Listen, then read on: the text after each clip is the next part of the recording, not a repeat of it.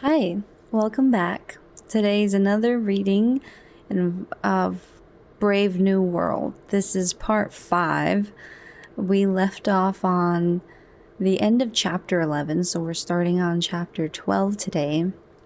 And just to summarize kind of what has gone on, and I've never read this book before, and I've never read analyses of this book before, so I'm sorry if it, comes off as like I miss the point sometimes, but I'm trying, and I encourage, discussion about the material. But thus far, the early chapters were a lot of world building to introduce us to the world state and how the future of America, well, I don't know if it's America. This book was written over 90 years ago. And so it's a kind of a future of how, we envision our society to progress. But even though it's presented in a very idealistic way, there's a lot about it that's very self-serving for the world state, of course. And we saw how there's the class system of the alphas, the betas, the gammas, the epsilons, the deltas, and how the lower classes are mass produced using the Bokanovsky method. And so there was all that world building, and we kind of mainly follow only a couple main characters. I would say Bernard Marx and Lenina Crown. There are two main protagonists because they represent such different parts of this society. And Bernard is an alpha with all the insecurities of a lower class member. He's got his own deficiencies, but his mind is so much sharper than some of his fellow alphas. So, but he's not quite as physically impressive, so he's constantly got this insufferable chip on his shoulder. And Lenina is just, she's our girl, and she wants to be with a mighty fine man, I guess. And she started to give Bernard a chance, and he's constantly shocking her with his, somewhat, I don't know, heretic conversations that he brings up. But she saw an opportunity to go with him to the Savage Lands because he had a reason to go there. And so they went together. And the Savage Lands, I mean, they're basically like a Native American reservation, but they're presented as just a savage relic of how humanity once was. And people are in relationships with specific people, and mothers are tending to their own children. Could you believe that? But on their trip there, they picked up John, very handsome, tall, savage fellow, and he happened to be the son of somebody important in the world state, and that saved Bernard's job because he was talking too much. He was talking too much, and he was going to get kicked out. I think he was going to go get sent to like Iceland or someplace, but he saved himself and ended up taking in John and his mother. His mother's kind of a disaster. She kind of likes living in the world state, so she's happy to be back, but she's constantly drugged up now. And John just seems like the sweetest. Lenina is super infatuated with him, and we're kind of just, even though there's larger themes and commentaries on superficiality to, what's the word, subdue a population, and there's themes of how eliminating interpersonal relationships lessens bonds against the system and the government. And the theme, the catchphrase of the book so far is everybody belongs to everybody else. So there's larger themes, but I'm having such a good time with the development of John and Lenina's relationship. She digs him a lot, and he's such a sweet guy. I think he really stupid. I'm making this into a soap opera, but he really likes her, and she really likes him. And Bernard is grappling with, I think he's grappling with giving in to the superficiality of it all, because he really wants to be with Lenina, but he's actually really enjoying the perks of being important because he has access to this savage he brought in. Oh, hi Portable Jeff.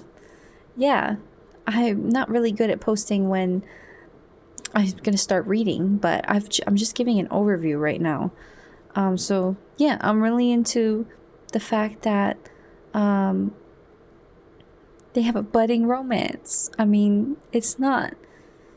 I don't think it's going to be part of the overarching themes here. Of course, there's a lot of commentary on collectivism, utilitarianism, and the social devices used to keep us occupied and not rebelling constantly against the government. But I'm excited about their romance.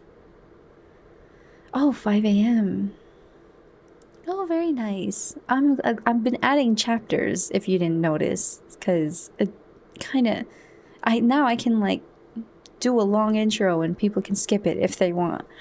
But yeah, I'm interested in where this is going. I didn't expect it to go where it's gone, but it's interesting nonetheless. So I'm going to probably do 2 chapters today, starting with chapter 12. And yeah, let's see. Anything else to comment? Okay, we left off where Lenina was, she was kind of expecting a little something from John, but John just said goodnight like a gentleman. And she took some soma, I guess in moderation. I don't know. But we're starting on chapter 12.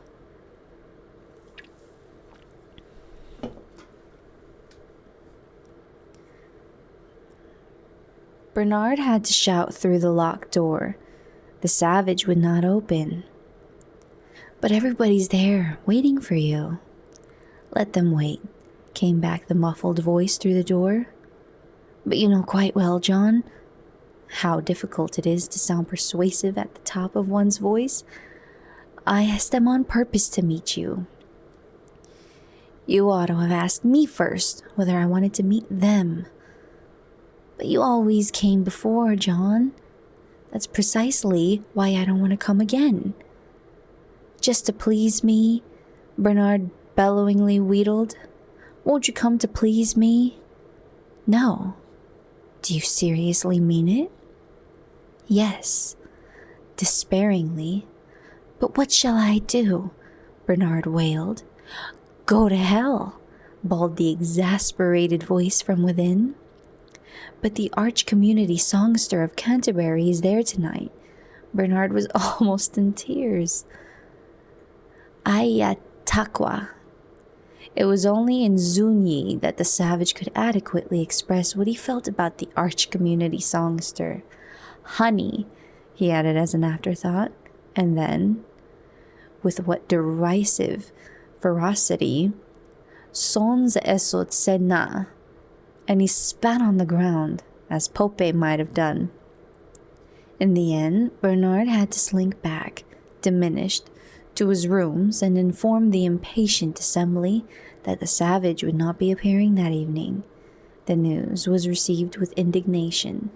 The men were furious at having been tricked into behaving politely to this insignificant fellow with the unsavory reputation and the heretical opinions. The higher their position in the hierarchy, the deeper their resentment.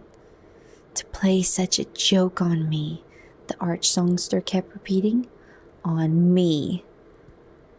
As for the women, they indignantly felt that they had been on false pretenses, had by a wretched little man who had had alcohol poured into his bottle by mistake, by a creature with a gamma-minus physique. It was an outrage, and they said so, more and more proudly. The headmistress of Eton was particularly scathing. Lenina alone said nothing. Pale, her blue eyes clouded with an unwonted melancholy, she sat in a corner, cut off from those who surrounded her by an emotion in which they did not share. She had come to the party filled with a strange feeling of anxious exultation. In a few minutes, she said to herself as she entered the room, I shall be seeing him, talking to him, telling him, for she had come with her mind made up, that I like him more than anybody I've ever known. And then perhaps he'll say, what would he say? The blood had rushed to her cheeks. Why was he so strange the other night after the feelies? So queer. And yet I'm absolutely sure he really does rather like me. I'm sure. It was at this moment that Bernard had made his announcement. The savage wasn't coming to the party.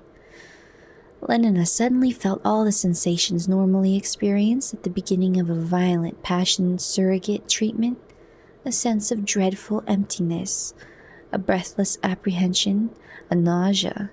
Her heart seemed to stop beating. Perhaps it's because he doesn't like me, she said to herself, and at once this possibility became an established certainty. John had refused to come because he didn't like her. He didn't like her. Eerily is a bit too thick, the headmistress of Eton was saying to the director of crematoria and phosphorus reclamation. When I think that I actually... Yes, came the voice of Fanny Crown. It's absolutely true about the alcohol. Someone I knew knows someone who was working in the embryo store at the time. She said to my friend, and my friend told me. Too bad, said Henry Foster, sympathizing with the arch community songster. It may interest you to know that our ex-director was on the point of transferring him to Iceland. Pierced by every word that was spoken, the tight balloon of Bernard's happy self-confidence was leaking from 1,000 wounds. Pale, distraught, abject, and agitated, he moved among his guests, stammering incoherent apologies, assuring them that next time the savage would certainly be there, begging them to sit down and take a carotene sandwich, slice of a vitamin, a pâté, a glass of champagne surrogate. They duly ate but ignored him, drank, and were either rude to his face or talked to one another about him, loudly and offensively as though he had not been there. And now, my friends, said the arch community songster of Canterbury, in that beautiful ringing voice with which he led the proceedings at Ford's Day celebrations, now, my friends, I think perhaps the time has come.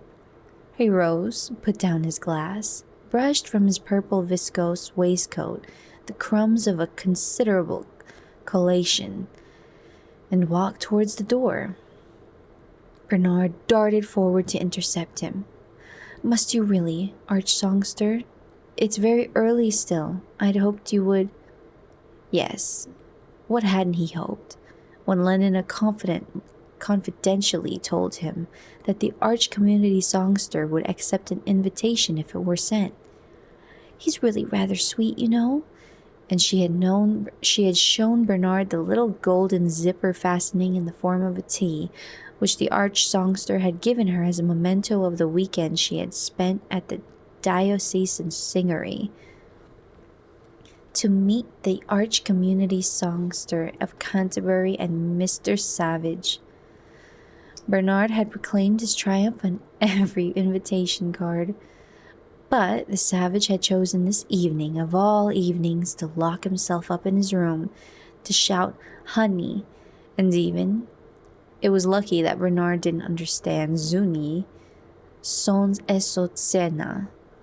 What should have been the crowning moment of Bernard's whole career had turned out to be the moment of his greatest humiliation.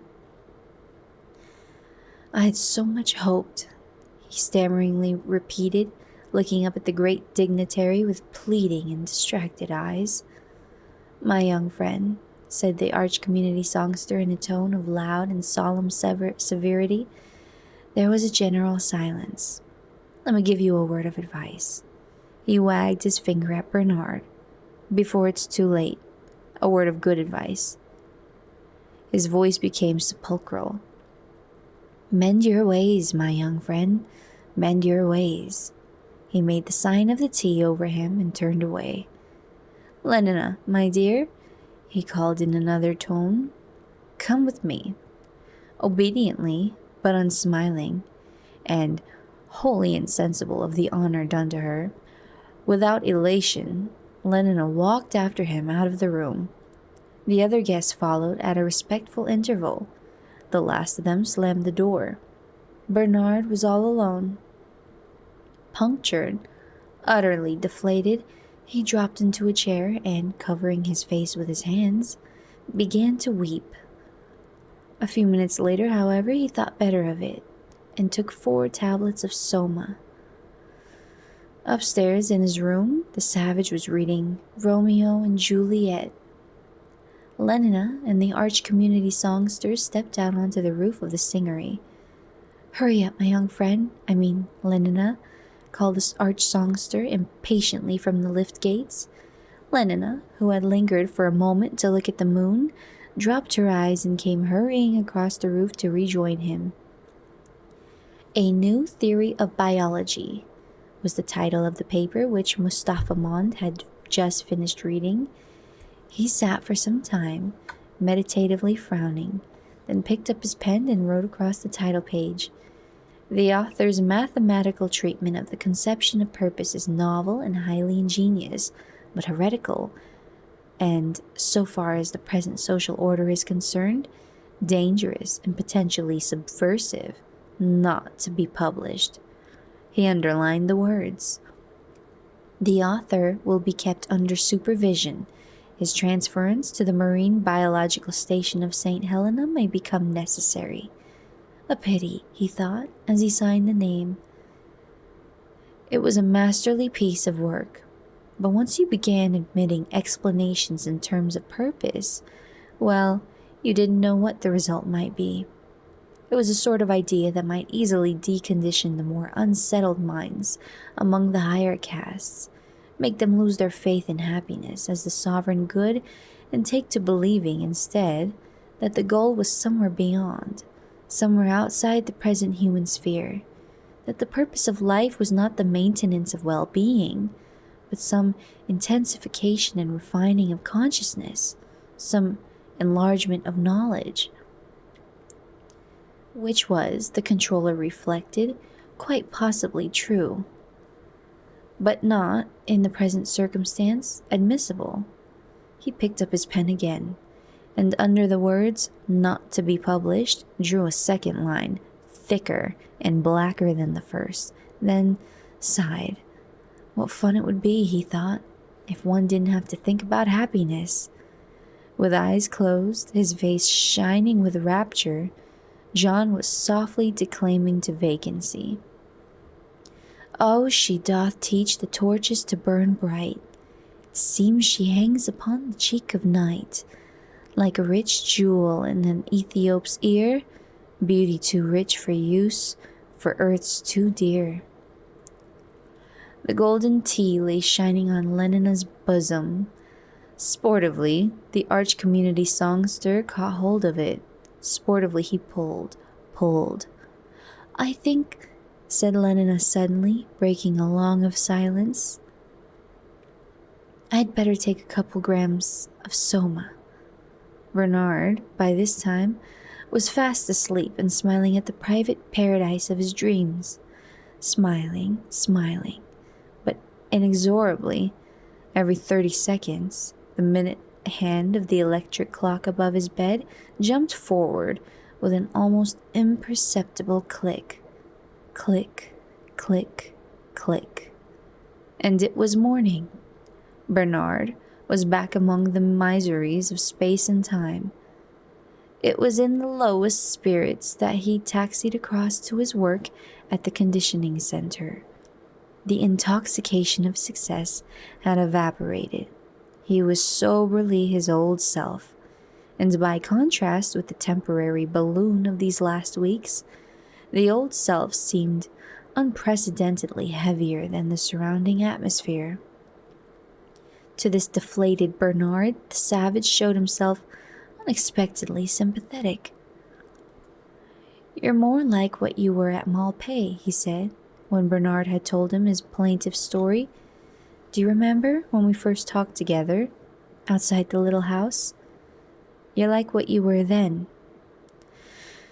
"Because I'm unhappy again, that's why." "Well, I'd rather be unhappy than have that sort of false, lying happiness you were having here."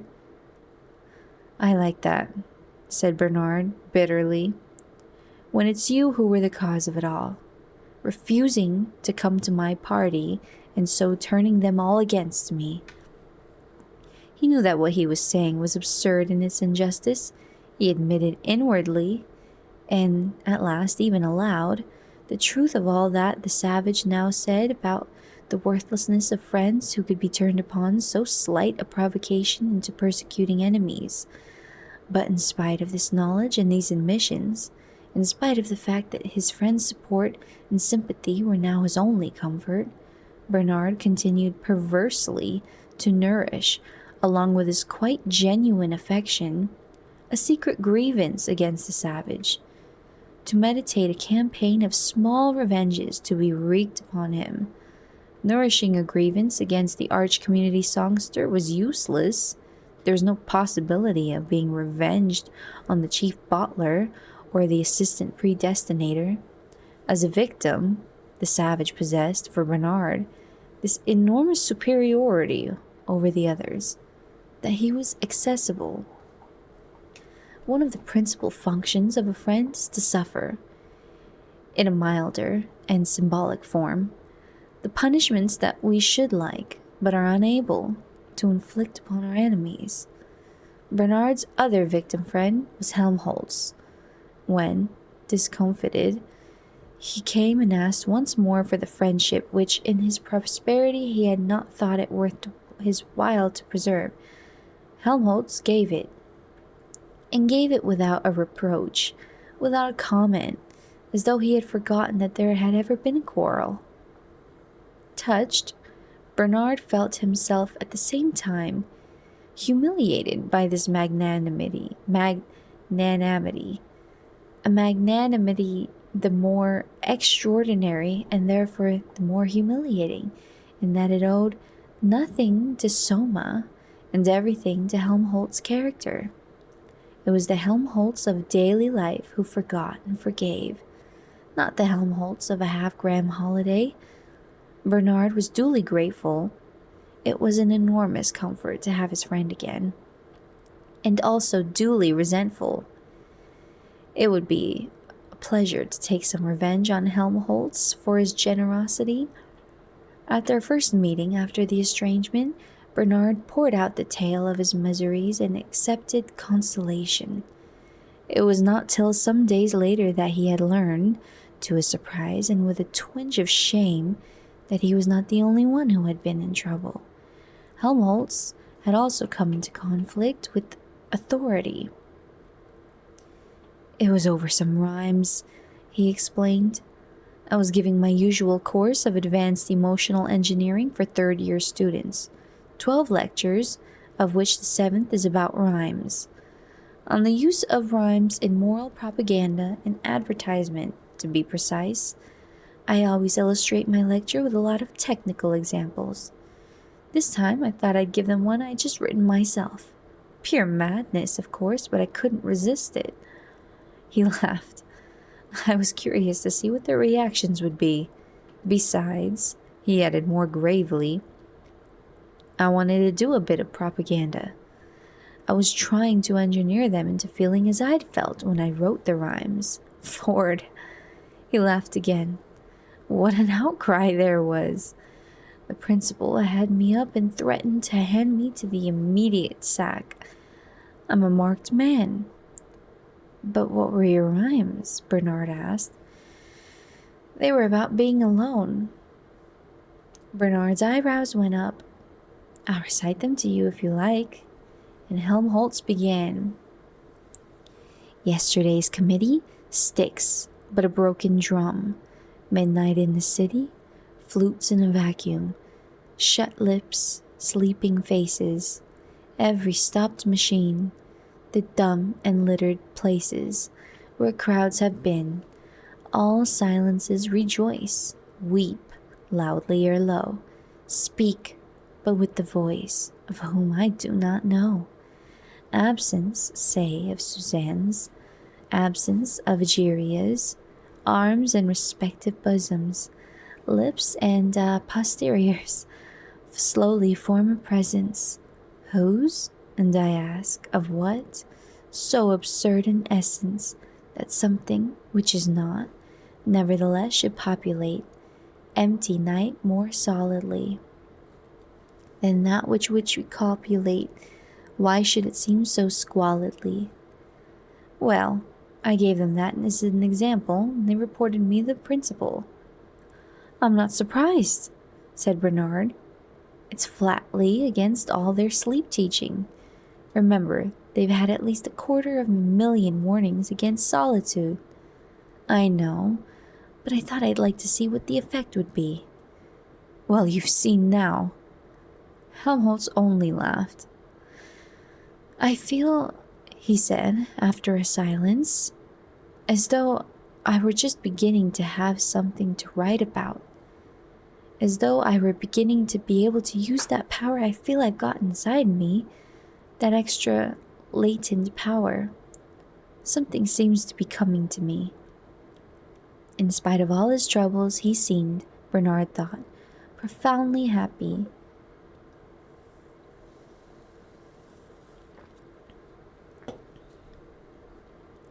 Helmholtz and the savage took to one another at once. So cordially indeed that Bernard felt a sharp pang of jealousy. In all these weeks he had never come to so close an intimacy with the savage as Helmholtz immediately achieved. Watching them, listening to their talk, he found himself sometimes resentfully wishing that he had never brought them together. He was ashamed of his jealousy and alternately made efforts of will and took soma to keep himself from feeling it. But the efforts were not very successful. And between the soma holidays, there were, of necessity, intervals. The odious sentiment kept on returning. At his third meeting with the savage, Helmholtz recited his rhymes on solitude. What do you think of them? He asked when he had done. The savage shook his head. Listen to this, was his answer, and unlocking the drawer in which he kept his mouse-eating book, he opened and read, Let the bird of loudest lay on the sole Arabian tree, herald sad and trumpet be. Helmholtz listened with a growing excitement. At sole Arabian tree, he started. At thou shrieking harbinger, he smiled with sudden pleasure. At every fowl of tyrant wing, the blood rushed up into his cheeks. But at defunctive music, he turned pale and trembled with an unprecedented emotion. The savage read on. Property was thus appalled that the self was not the same. Single nature's doubled name, neither two nor one was called. Reason in itself confounded, saw division grow together. Orgy porgy, said Bernard, interrupting the reading with a loud, unpleasant laugh. It's just a solidarity service him. He was revenging himself on his two friends for liking one another more than they liked him. In the course of their next 2 or 3 meetings, he frequently repeated this little act of vengeance. It was simple, and since both Helmholtz and the savage were dreadfully pained by the shattering and defilement of a favorite poetic crystal, extremely effective. In the end, Helmholtz threatened to kick him out of the room if he dared to interrupt again. And yet, strangely enough, the next interruption, the most disgraceful of all, came from Helmholtz himself. The savage was reading Romeo and Juliet aloud, reading. For all the time he was seeing himself as Romeo and Lenina as Juliet, with an intense and quivering passion. Helmholtz had listened to the scene of the lovers' first meeting with a puzzled interest. The scene in the orchard had delighted him with its poetry, but the sentiments expressed had made him smile. Getting into such a state about having a girl, it seemed rather ridiculous. But, taken detail by verbal detail, what a superb piece of emotional engineering. That old fellow, he said, he makes our best propaganda technicians look absolutely silly. The savage smiled triumphantly and resumed his reading. All went tolerably well until, in the last scene of the third act, Capulet and Lady Capulet began to bully Juliet to marry Paris. Helmholtz had been restless through the entire scene, but when, pathetically mimed by the savage, Juliet cried out, "Is there no pity sitting in the clouds that sees into the bottom of my grief? Oh, sweet mother, cast me not away. Delay this marriage for a month, a week, or, if you do not, make the bridal bed in that dim monument where Tybalt lies." When Juliet said this, Helmholtz broke out in an explosion of uncontrollable guffawing. The mother and father, grotesque obscenity, forcing the daughter to have someone she didn't want, and the idiotic girl not saying that she was having someone else whom, for the moment at any rate, she preferred. In its smutty absurdity, the situation was irresistibly comical. He had managed, with a heroic effort, to hold down the mounting pressure of his hilarity, but sweet mother, in the savage's tremulous tone of anguish, and the reference to Tybalt lying dead, but evidently uncremated and wasting his phosphorus on a dim monument, were too much for him. He laughed and laughed till the tears streamed down his face, quenchlessly laughed, while pale with a sense of outrage. The savage looked at him over the top of his book and then, as the laughter still continued, closed it indignantly, got up and, with the gesture of one who removes his pearl from before swine, locked it away in its drawer. "And yet," said Helmholtz when, having recovered breath enough to apologize, he had mollified the savage into listening to his explanations, "I know quite well that one needs ridiculous, mad situations like that.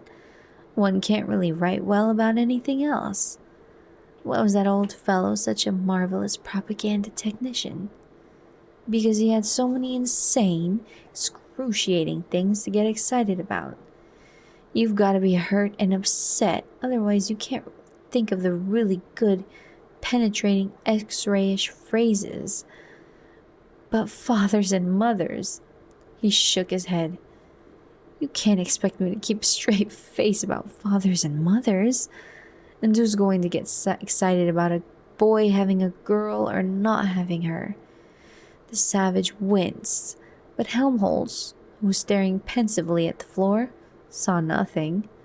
"No," he concluded with a sigh, "it won't do. We need some other kind of madness and violence. But what? What? Where can one find it?"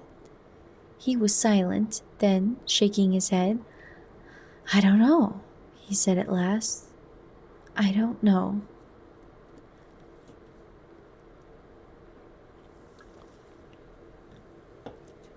Chapter 13. Henry Foster loomed up through the twilight of the embryo store. "Like to come to a feelie this evening?" Lenina shook her head without speaking. Going out with someone else? It interested him to know which of his friends was being had by which other. "Is it Benito?" he questioned. She shook her head again. Henry detected the weariness in those purple eyes, the pallor beneath that glaze of lupus, the sadness at the corners of the unsmiling crimson mouth. "You're not feeling ill, are you?" he asked, a trifle anxiously, afraid that she might be suffering from one of the few remaining infectious diseases. Yet once more, Lenina shook her head. "Anyhow, you've ought to go and see the doctor," said Henry. "Doctor a day keeps the jim jams away," he added heartily, driving home his hypnopathic adage with a clap on the shoulder. "Perhaps you need a pregnancy substitute," he suggested, "or else an extra strong VPS treatment. Sometimes, you know, the standard passion surrogate isn't quite—" "Oh, for Ford's sake," said Lenina, breaking her stubborn silence. "Shut up." And she turned back to her neglected embryos. A VPS treatment indeed. She would have laughed if she hadn't been on the point of crying. As though she had gotten enough of VP of her own. She sighed profoundly as she refilled her syringe. "John," she murmured to herself. "John." Then, my Ford, she wondered. Have I given this one its sleeping sickness injection? Or haven't I? She simply couldn't remember. In the end, she decided not to run the risk of letting it have a second dose, and moved down the line to the next bottle. 22 years, 8 months, and 4 days from that moment, a promising young Alpha Minus administrator at Mwanza was to die of trypanosomiasis.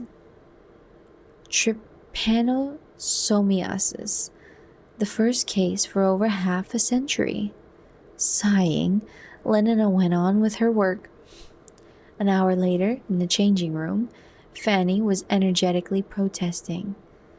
"But it's absurd to let yourself get into a state like this. Simply absurd," she repeated. "And what about?" "A man. One man."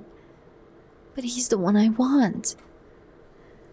"As though there weren't millions of other men in the world." "But I don't want them." "How can you know until you've tried?" "I have tried." "But how many?" asked Fanny, shrugging her shoulders contemptuously. "1? 2?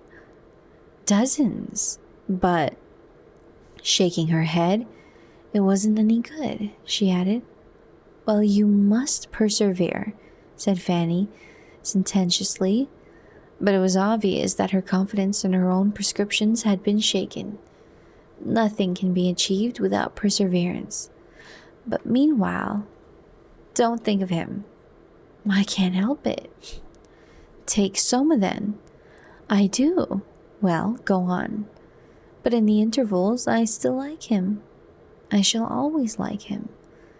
"Well, if that's the case," said Fanny with decision, "why don't you just go and take him, whether he wants it or no?" "But if you knew how terribly queer he was."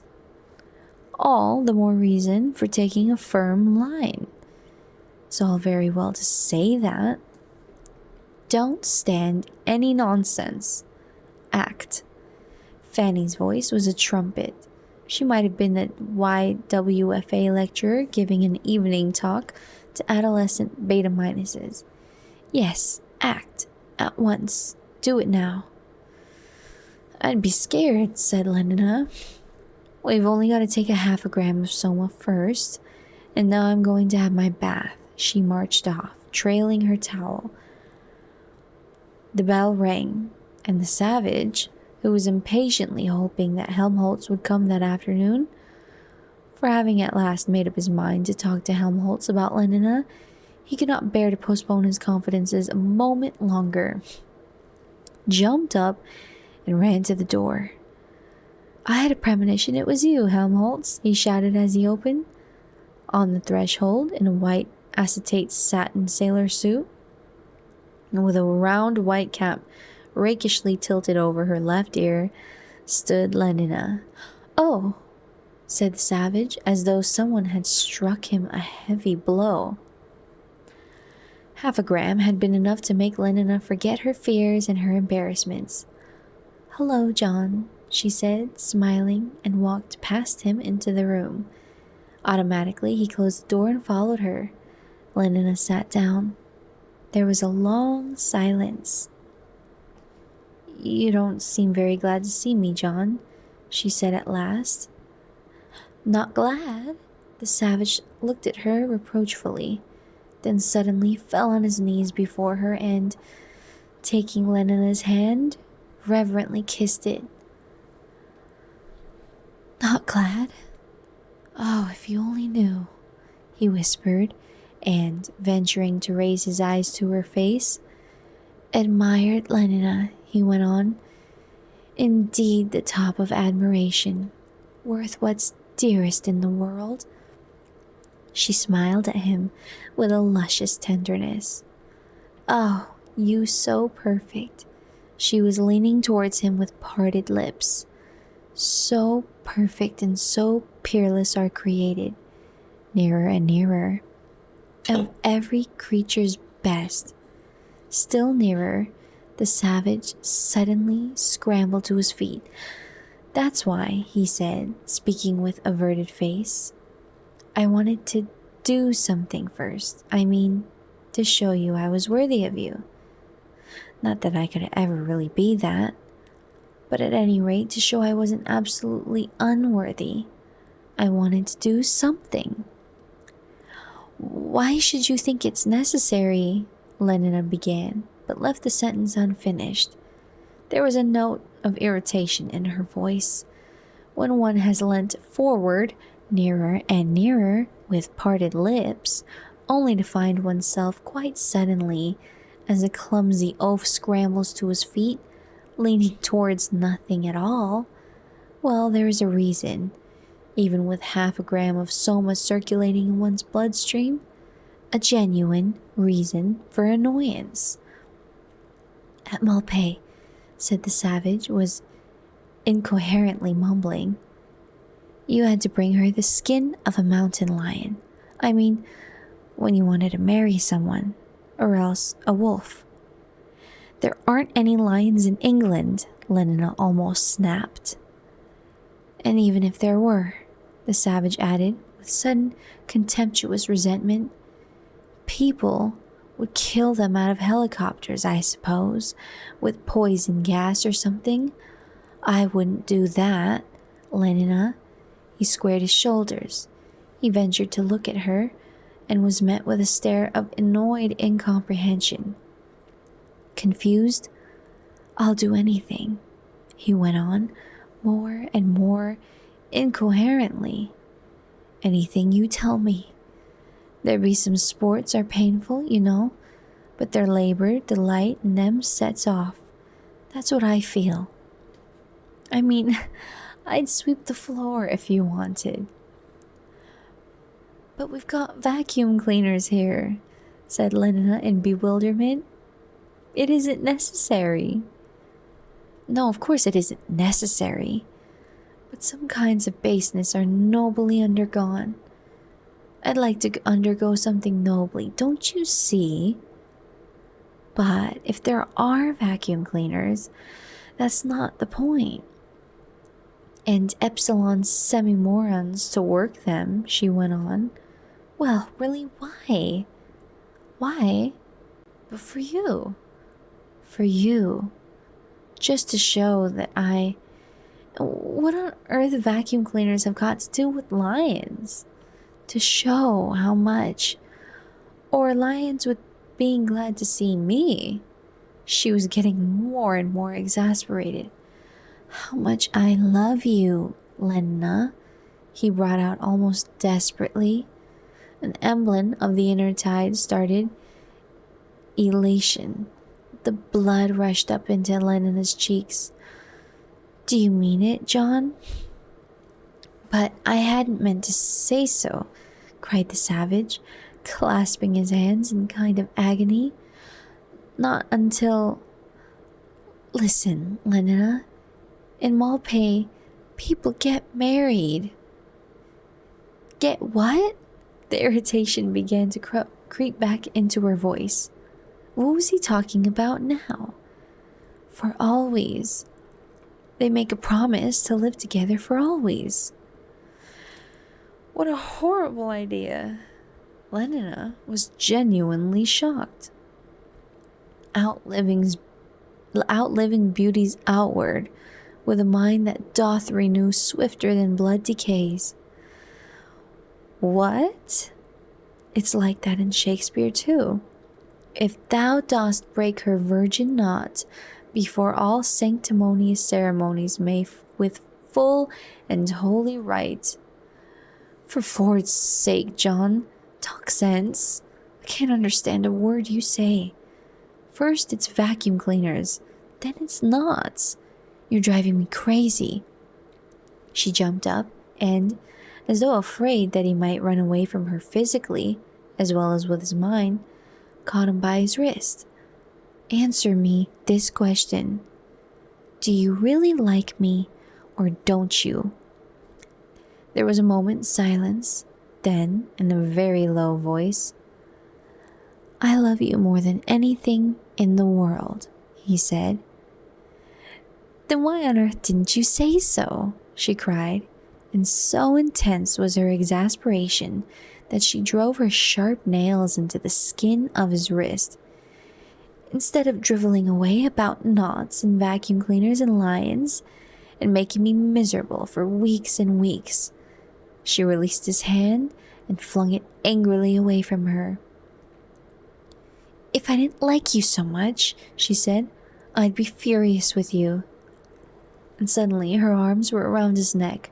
He felt her lips soft against his own, so deliciously soft, so warm and electric that inevitably he found himself thinking of the embraces in 3 weeks in a helicopter. Ooh, the stereoscopic blonde and the more than real blackamoor. Horror, horror, horror.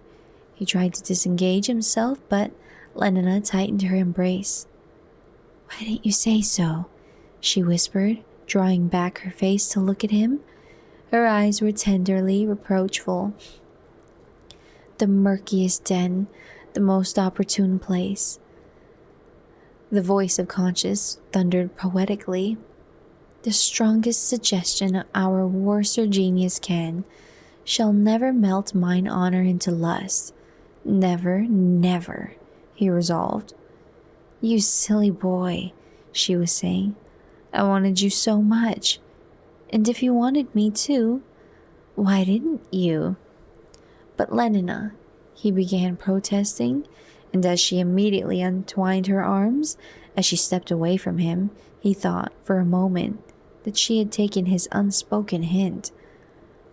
But when she unbuckled her white patent cartridge belt and hung it carefully over the back of a chair, he began to suspect that he had been mistaken. Lena, he repeated apprehensively. She put her hand to her neck and gave a long vertical pull. Her white sailor's blouse was ripped to the hem. Suspicion condensed in a too solid certainty. Lena, what are you doing? Zip, zip. Her answer was wordless. She stepped out of her bell-bottom trousers. Her zippicaminics were a pale shell pink. The arch community songster's golden tee dangled at her breast. For those milk paps that through the window bars bore at men's eyes, the singing, thundering, magical words made her seem doubly dangerous, doubly alluring. Soft, soft, but how piercing, boring and drilling into reason, tunneling through resolution. The strongest oaths are straw to the fire eye, the blood. Be more abstemious, or else. Zip. The rounded pinkness fell apart like a neatly divided apple. A wriggle of the arms, a lifting first of the right foot, then the left. The zippy caminix were lying lifeless and as though deflated on the floor. Darling, darling, if only you'd said so before. She held out her arms. But instead of also saying darling and holding out his arms, Savage retreated in terror, flapping his hands at her as though he were trying to scare away some intruding and dangerous animal. 4 backward steps, and he was brought to bay against the wall. Sweet, said Lenina, and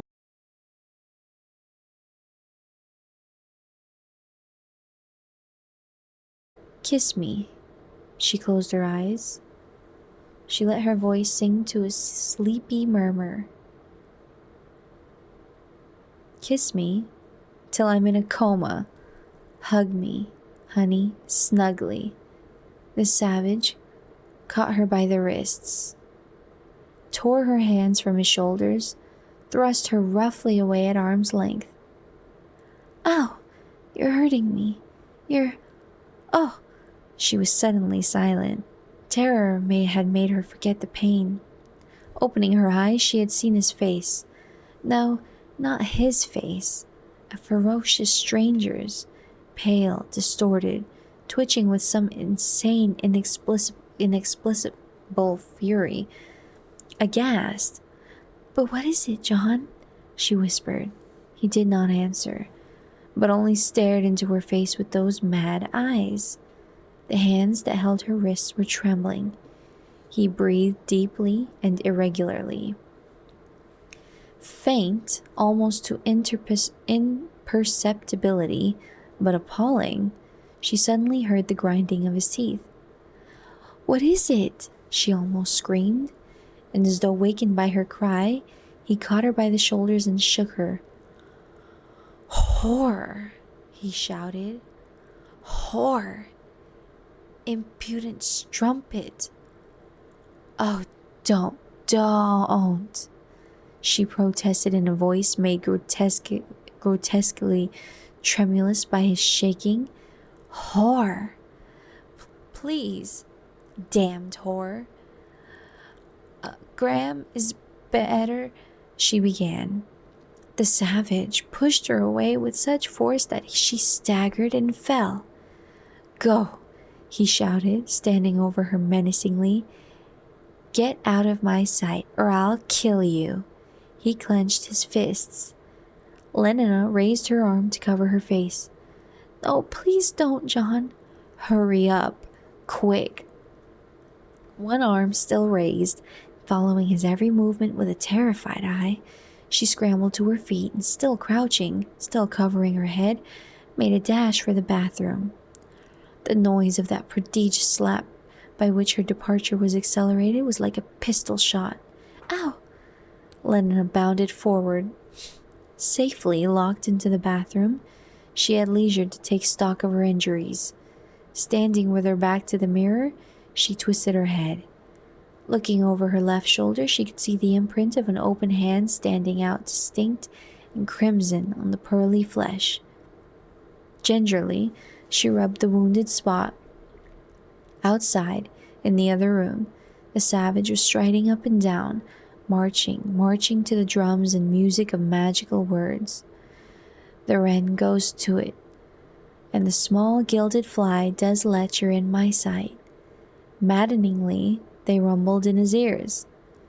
The Fichu nor the soiled horse goes to it with a more riotous appetite. Down from the waist they are centaurs, though women all above. But to the girdle do the gods inherit. Beneath is all the fiends. There is hell, there is darkness, there is sulphurous pit, burning, scalding, stench, consumption. 5, 5, 5, pa, pa. Give me an ounce of civet, good apothecary, to sweeten my imagination. John, ventured a small, ingratiating voice from the bathroom. John. O thou weed, who art so lovely fair, and smell so sweet that the sense aches at thee, was this most goodly book made to write horror upon? Heaven stops the nose at it. But her perfume still hung about him. His jacket was white with the powder that had scented her velvety body. Impudent strumpet, impudent strumpet, impudent strumpet. The inexorable rhythm beat itself out. Impudent. John, do you think it might have my clothes? He picked up the bell-bottom trousers, the blouse, the zippy kamieniks. Open, he ordered, kicking the door. No, I won't. The voice was frightened and defiant. Well, how do you expect me to give them to you? Push them through the ventilator over the door. He did what she suggested and returned to his uneasy pacing of the room. Impudent strumpet, impudent strumpet. The devil luxury with his fat rump and potato finger. John. What is it? He asked gruffly. I wonder if you'd mind giving me my Malthusian belt? Lenina sat, listening to the footsteps in the other room, wondering, as she listened, how long he was likely to go tramping up and down like that, whether she would have to wait until he left the flat, or if it would be safe, after allowing his madness a reasonable time to subside, to open the bathroom door and make a dash for it. She was interrupted in the midst of these uneasy speculations by the sound of the telephone bell ringing in the other room. Abruptly, the tramping ceased. She heard the voice of the savage parleying with silence. Hello? Yes. If I do not usurp myself, I am. Yes, didn't you hear me say so? Mr. Savage speaking. What? Who's ill? Of course it interests me. But is it serious? Is she really bad? I'll go at once. Not in her room anymore. Where has she been taken? Oh my God. What's the address? 3 Park Lane, is that it? 3? Thanks. Lenina heard the click of the replaced receiver, then hurrying steps. A door slammed. There was silence. Was he really gone? With an infinity of precautions, she opened the door a quarter of an inch, peeped through the crack, was encouraged by the view of the emptiness, opened a little further, and put her whole head out. Finally, tiptoed into the room, stood for a few seconds with strongly beating heart, listening, then darted to the front door, opened, slipped through, slammed, and ran. It was not till she was in the lift and actually dropping down the well that she began to feel herself secure. That's the end of chapter 13. Like I said, I'm only going to do 2 chapters because I'm really tired on this particular night, but ew, what a place to leave off on. I mean, they just come from such different walks of life. Him with his old ways of marriage and devotion, whatever. And also he has a complicated relationship with his kind of whorish mother. Not my words. And really put Lennon on quite a pedestal. And so harsh on Lenina. It's hard to blame her because she's just she's not doing anything that doesn't conform with how she's been raised in society. So I don't know, kind of impossible to judge either side. They both have their conditionings for why they reacted as such in this situation, but a bummer. Because if you were here in the very beginning, I was looking forward to their budding romance, and now it has become just an example of the incompatibility of their two cultures. So genuinely don't know where we're going from here, but I'm gonna read more of it in tomorrow's stream. So if you're here for the story or the relaxation, then that will be there, and all the VODs are posted on YouTube with chapters. So thank you for hanging out or watching this. Really appreciate it. If you ever want to talk about it, I have my Discord linked, which I have tried to check out, and also have the comment section if you want to talk about it. I'd be happy to. So thanks for stopping by, and I'll see you on the next one. Have a good night or a good day, depending on where you are. So bye. Thanks so much.